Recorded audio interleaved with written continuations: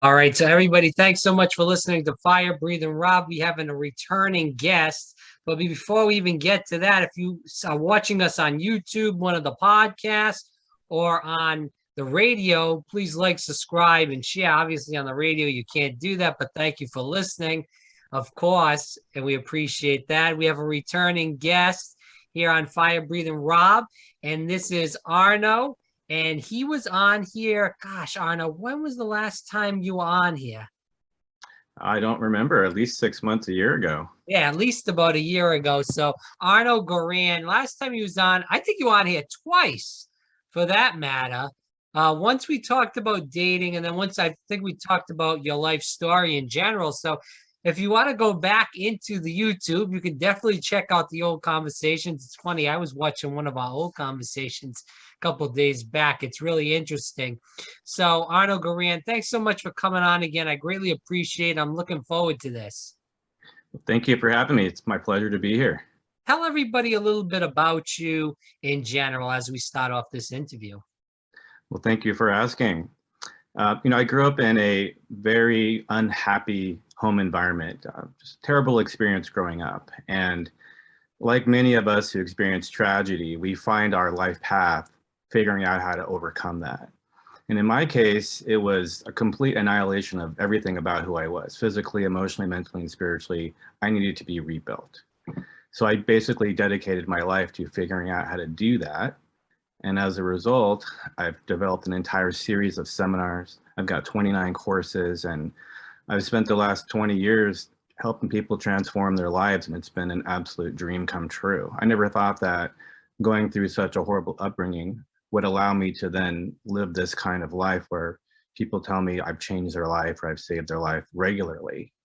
So there's my story in a nutshell. So there's obviously a lot more to the story, and we'll kind of recap it quick because I do want to go into dating, the website in general. There's a lot of things to kick around in so little time. I'm sure we'll have you on again to talk about the many things that you are versatile in. So Arnold, let's talk about this. So growing up, you went through really a lot of trials and tabulations with that. Can you go in a little bit more in depth on that?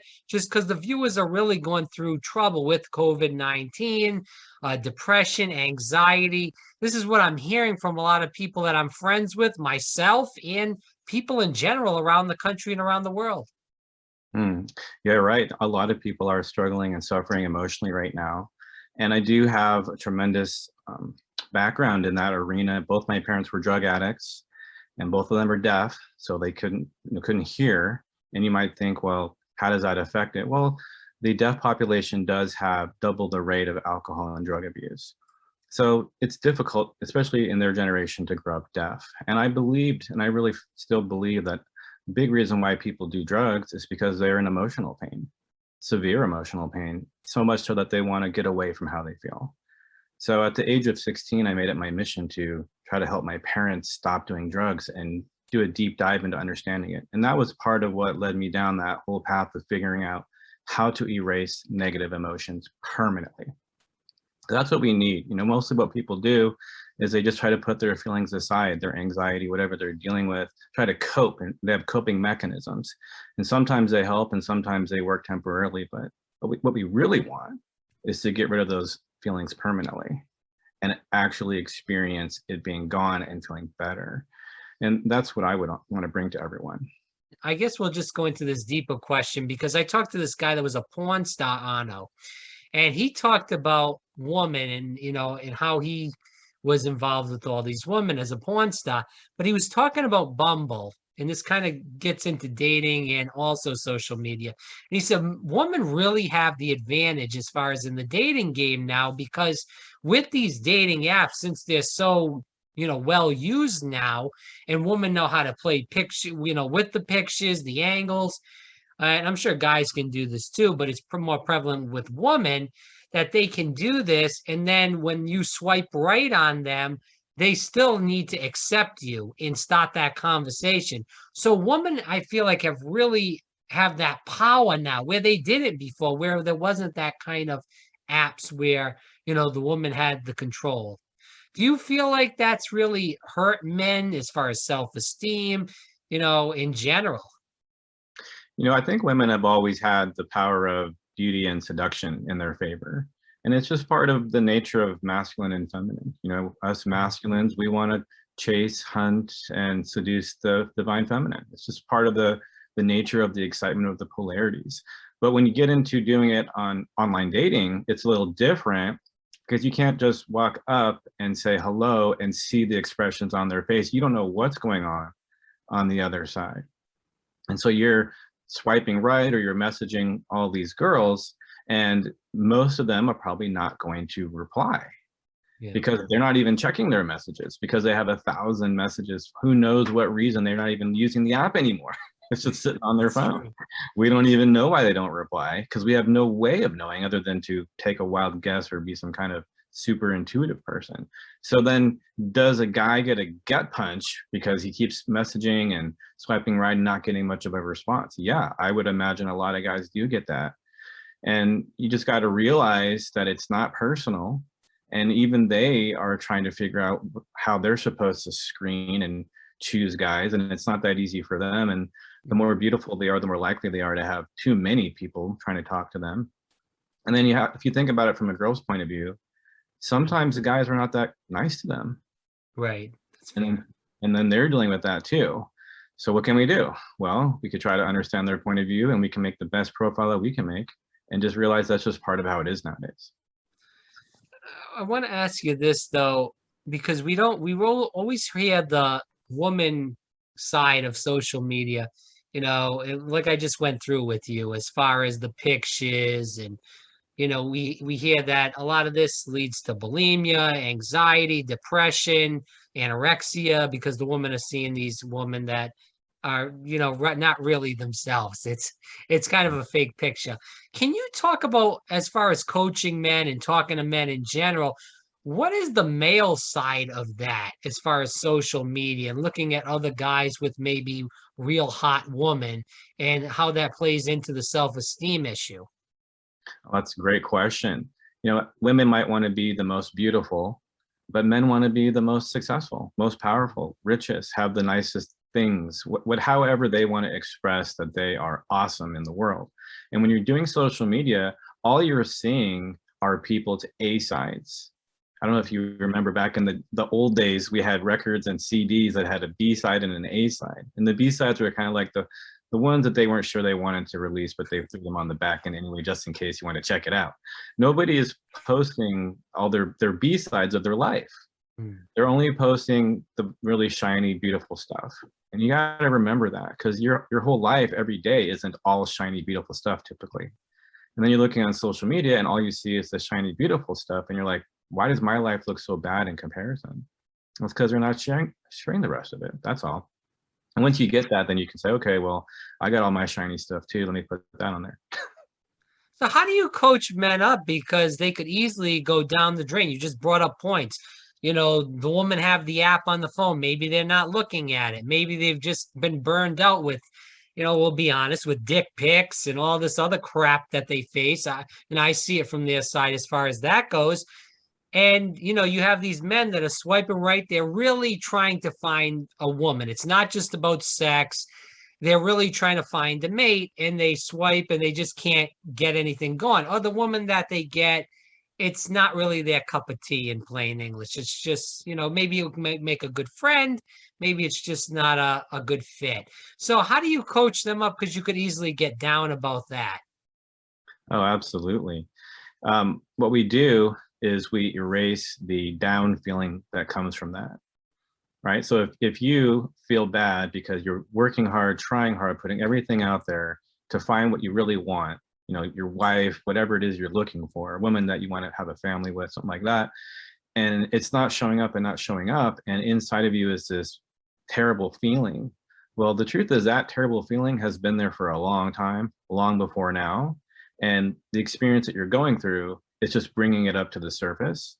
And you could even say that feeling is what's attracting or causing you to have the experience that you're going through. So all the other ways of trying to fix the problem are not really going to work until you deal with that, because that's the real problem. So we erase that, we take that out permanently. So you can't find it in your body, you can't find it at all.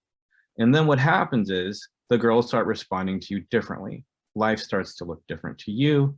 Suddenly the girls that didn't look attractive because they're actually more of what you're looking for. You just couldn't see them before because your vision was distorted by that old paint. Arnoux Goran here on Fire Breathing Rob. Again, totalhealthmasteryusa.com. Definitely check them out. As we keep going into the interview, Arnoux, my question is I'm a guy that watches a little too much news, and you know, COVID's kicked my ass in a way that, watching all this news, whether it was the election of 2020 and then the COVID, kind of got under control this year, and now it's back to out of control, and we don't know when this is going to end. 2 shots, 3 shots. It's really insane. We've never really faced a climate like this with so many, unknowns in general. So with that said, can you talk about in general how COVID has changed the dating world? Well, people are not as open as they used to be in some ways, and sometimes they're more hungry for love and affection because we've been isolated for so long. We're hungry. We need to be with each other. And it's not just for sex, even though people are hungry for that. They're hungry for connection. They're hungry for affection. People just want to be together. So you have that, then you have the counterbalance, which is a lot of people are still afraid. They're afraid to get sick. And on top of that, the fact they've been afraid for so long has kind of made them just afraid of humans in general, like a residue or something that hasn't been completely wiped away so they can remember how much they like people. So you got these things going on. So what do you do? Well, that's how life is right now. It's not going to be this way forever. Do your best to be who you want to be and make it happen, whatever it is that you want to make happen. So what would you say to these people that are paranoid right now? Because, I feel like I'm one of those people. I'll come out and say it.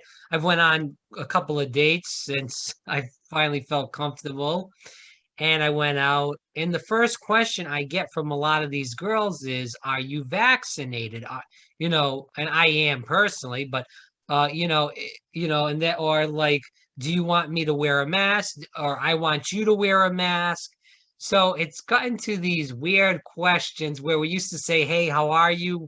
Where are you from? Where did you go to school? What do you do for work? Whatever it may be. And now it's about, are you vaccinated? Do you want me to wear a mask? Should I wear a mask? So, what would you say to somebody like me that's, a little bit like that, but also, dating people that have been like that? Well, I think if we can let people feel comfortable, especially on a first date, we're more likely to get to know them better and have it continue in a good way. So if it makes her feel comfortable to, ask if I will wear a mask, okay, I get it. That's where she's at. And there is something else around this, which is asking those questions also tells a lot about your beliefs and how you view the world politically, socially, and medically. Because there's a lot of people that don't believe in it. It's on the news. You hear about athletes that don't want to get vaccinated. So why not? What are they thinking? And so there's this big conflict in our belief systems amongst our groups of people. And so it's kind of like revealing which group are you in, or what do you really think about all this, just by asking the question. But is this really changing? And I know it is, but I'll ask you, is this really changing our culture as far as in the dating culture? Because like you said, it goes back to, in some other countries, it may be wearing a mask is regular. You go to China and they're always wearing masks even before this stuff happened. And they dated like that. And that's just the way the cookie crumbles over there. We really haven't been through any of this before. This is a whole new drawing board for us. So what I'm getting to is, like you said, politically, it shows us really who we are. So if I'm dating a girl and I'm the person that's got vaccinated and wears the mask, and you're dating that girl that says she hasn't been vaccinated, she doesn't believe in it, is that totally, should I guess that, I'm asking you, is that the end all be all of this date?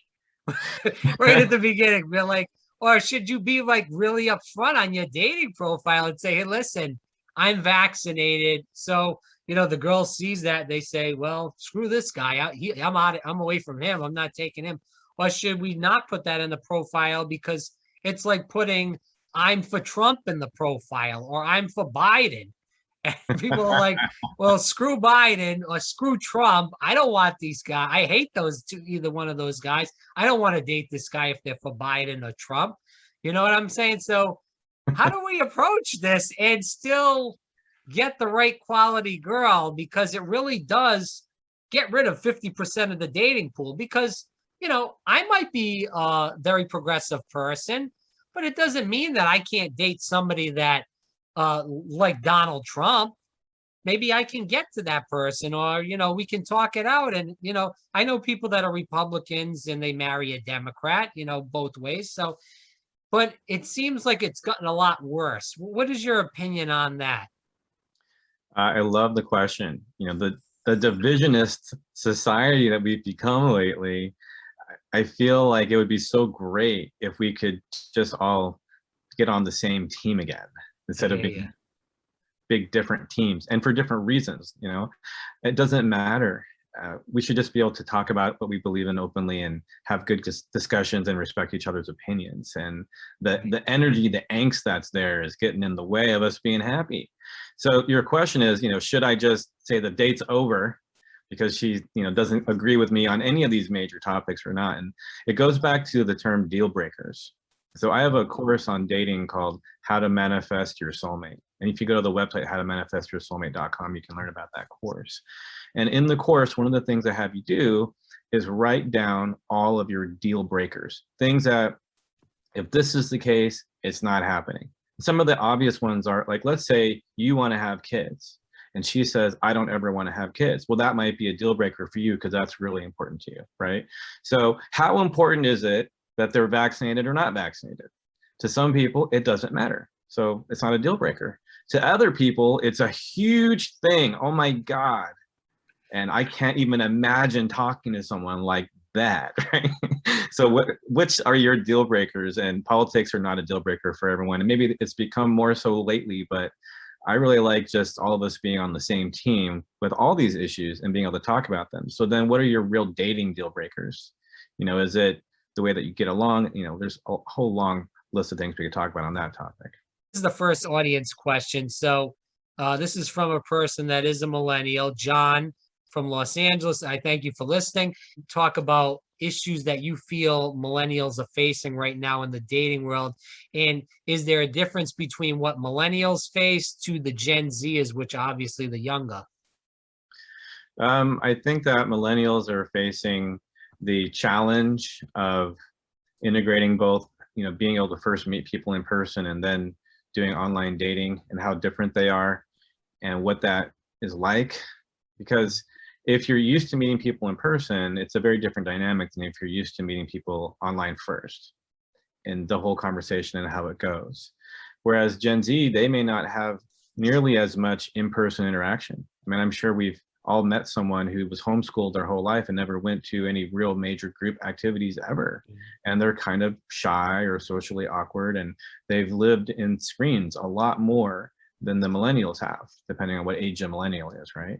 So I think they need to get out and get in physical association with people more. And the problem with that is we're in this pandemic saying, no. But eventually I think that's going to become a big thing, is that we're going to find ways to get together in person and hang out so we can have that kind of experience too, along with the benefit of being able to meet people online or through a screen. Arnoux, can you talk about this? Because this is the second audience question. It really interests me. All right, Mike in South Dakota. He wants to talk about this, and like I said, it interests me, so I wanted to bring it up regardless.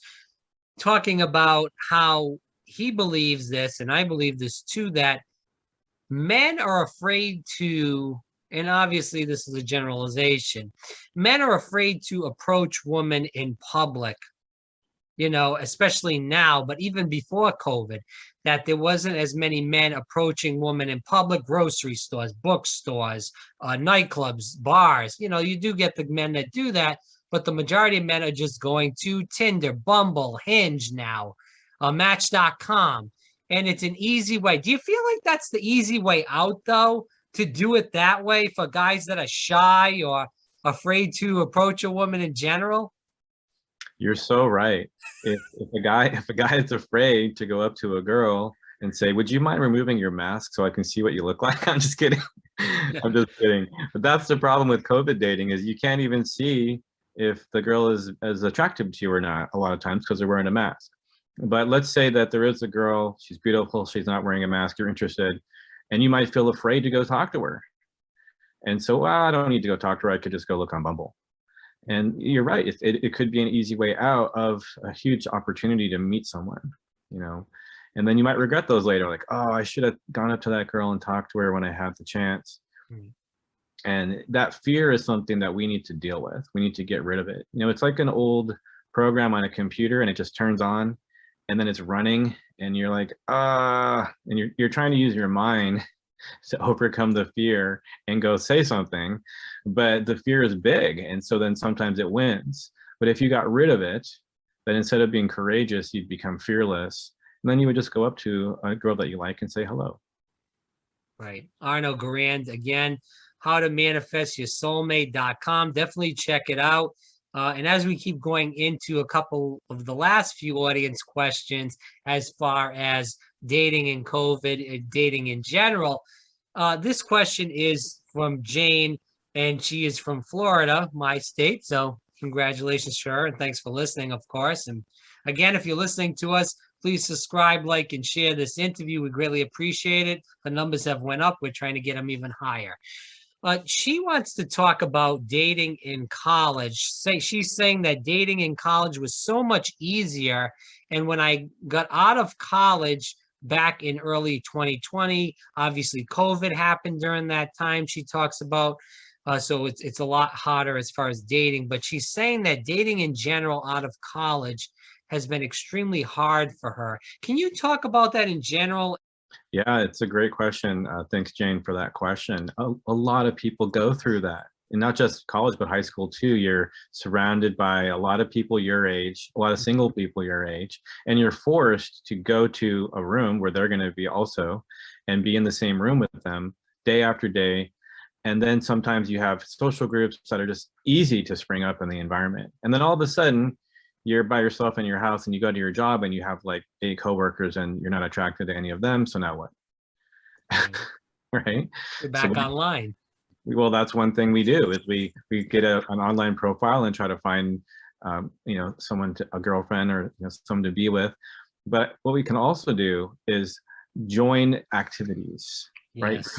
Go out of your house and do things. Now, if you're quarantined, well, do activities online then that are with groups of people. But if you're able to leave your house and go out, like in Orange County, there's no mask restriction at all. It's kind of like life is back to normal. So go out, go to meetup.com, go to Facebook, go to different sites that have groups and find out what people are up to. Join these groups, and don't just do stuff like that. Go take classes. Go take dance class. You want to meet people? You're going to go dance with people then. Go to the gym, go to martial arts class, go to other types of group organizations. Like someone introduced me to acrobatic yoga. Well, that sounds cool. And you might meet someone you like, you don't know. But if you go out and do some of these fun things, you're going to start to make new friends. And then if you keep rotating what you do, you'll make so many friends. And eventually you'll be going to lots of parties, and or you can be the one who throws the parties. We move forward into the interview with the last question as far as the audience question. Should I date my coworker? From Allison, also in Florida. Good question, Allison. When I was in college, I got my degree in business before I went pre-med, and I found out that 95% of corporations don't allow their employees to date each other. Why? It's because when people love each other, they usually have a strong attraction, obviously. And then when it breaks apart, for whatever reason, usually one of them is upset. If not, both of them are upset. Or even if they're not upset, they feel some negative emotion like hurt or sadness when they see the other person because they're not together anymore, which makes the work environment, it's affected by those feelings. Now, if you're someone who knows how to erase negative emotions permanently, then the rules change, Mhm. because you can literally erase all the negative feelings you have about the other person.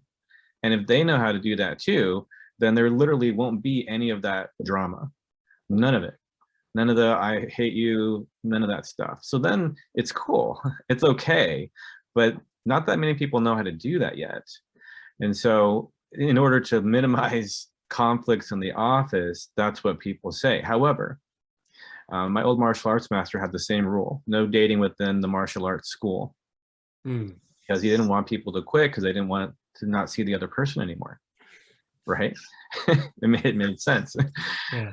But then sometimes people would like each other so much that they would date. And almost all the times I knew about that, they got married, and some of them even had schools together because they Wow. became instructors together. So there can be exceptions even within that, and people know it's an exception, and they're going to take it seriously because, hey, I shouldn't date a coworker unless. And I actually have a friend who had a coworker that wanted to date her, and she's like, I don't date coworkers. And he Mm. said, either I'm going to marry you or I'm leaving this position. So they got married.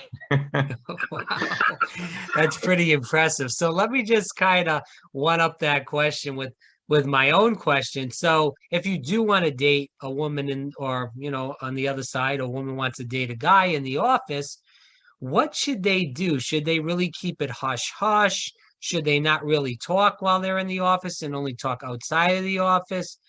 How should they play it out? Just so they don't get in trouble, of course. Well, you're risking your job. So is it worth it? And if it is Right. worth it to both of you, I'm assuming you've gotten that far, because if the guy just likes a girl and he wants to tell her, but he doesn't know how to tell her, it's more sticky than if the girl likes the guy, because you have to respect those sexual boundaries Right. specifically, right?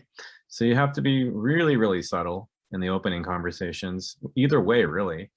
And if it turns out that there's a mutual liking and a serious one, and you're willing to risk your jobs to be together, well, you might not know that right away. You might need to go out a little bit, but you probably want to keep that to yourselves, or just go out as friends, right? So then if it doesn't work out, no hard feelings, we're just friends.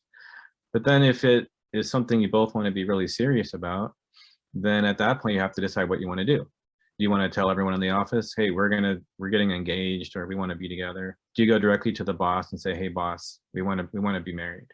Are you okay with that? Yeah, tell everybody, let's have a party. There's ways to go about it where it should be okay with everyone. In fact, they'll be happy for you. And I would just feel it out, because every situation's different. But if you create the intention that it's going to be beautiful and work out well, then why not? But do you feel like a lot of men are nervous about dating in their office because we have these guys that are whack jobs that try to grab girls' behinds and do all kinds of other crazy things? And you may like the girl, you may act or want to flirt with her. She may take it the wrong way, and then you're game, set, match, you're done. Mhm. So do you see that a lot or hear that a lot too?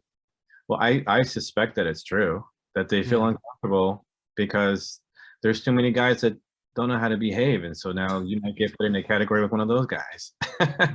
I mean, I have a friend who's a minister who's in her 50s, and she said back in the 70s, men would just turn her around and bend her over a desk and dry hump her, and all the other guys would laugh and think it was funny. Wow, that's Yeah, and crazy.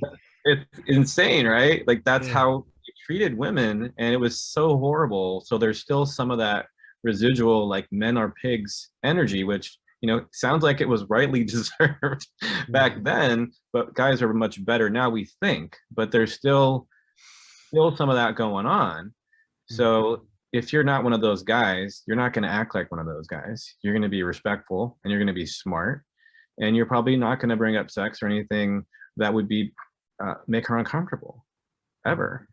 And if she shows interest in having coffee with you, then you go have coffee together, and just then you can have a conversation as friends, nothing unprofessional. Let's end with this, Arno. Again, Arnoux Goran here on Fire Breathing Rob. Arno, can you just talk about your programs as we end the interview and how people can get in contact with you? And even if they want to get involved in the programs, how they can do it? Sure, sure. So I've talked a lot today about erasing negative emotions permanently. Right. And a lot of people don't think you can do that, but you really can. It's always been something humans could do. It's just we didn't know how for a long time, but we do now.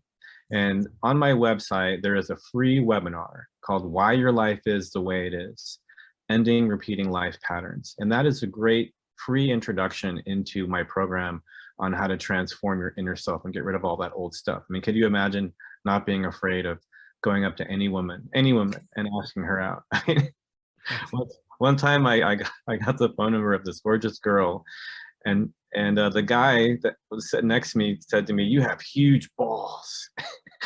and, and I guess he had a huge crush on her, but he never got the courage to ask her out. And that was just because I had erased that fear. And anyone can do that. Anyone can. You don't have to have those feelings forever and try to keep overcoming them. So Why Your Life Is the Way It Is, it's on my website, totalhealthmasteryusa.com. Now, if you really want to go into the relationship stuff more, I mentioned howtomanifestyoursoulmate.com. That's if you want to create a girl. It doesn't have to be your soulmate. It could be a girlfriend. It could be a romantic fling. It could be someone that you just, is a lover, right? And it could be male or female, doesn't matter. So like one of my friends said he didn't want to do the course because he said if he did, he would end up finding his soulmate, and he wasn't ready for that yet. And I said, Chris, you don't have to create a soulmate. You can create whatever you want. It's just going to show you how to create exactly what you want. Exactly what you want. So there you go. I mean, I have a lot of other courses. There's 29 of them. So if you want to go to my website and look through them, you'll see it goes very deep. I even teach life coaching. I have a whole array of courses on relationships. I even have courses on money. Some of my students have become self-made multimillionaires. When you know how to go inside and take out that old stuff, a lot of things are possible. Really anything. I agree. Arnoux Goran here on Fire Breathing Rob. Arnoux, thanks so much. I really appreciate this. We got to do this more often because it's so educational for people that are really struggling right now, especially men with women in general, and with all these other things that we, have talked about throughout the interview, stress, anxiety, and the list goes on and on. So let's try to do this more. And Arnoux, thanks so much for your time. I appreciate it today. Oh, you're welcome. If the audience thinks I'm being helpful and they want me back, then they should say something. And then I'll know that you want me to come back and talk some more. And it'd be a pleasure. Thank you.